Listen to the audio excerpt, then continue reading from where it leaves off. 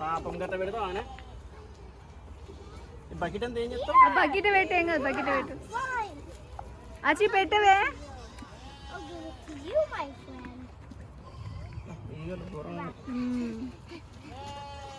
కసా కసా cut చేస్తాను నిన్ను కూడా.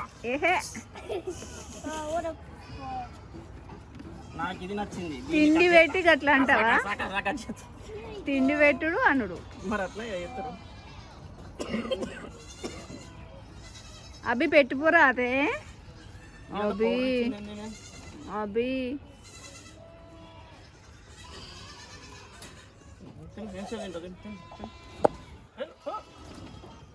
నూడు తింటా తిను. అయ్యో నీ తలకే వస్తలేదా?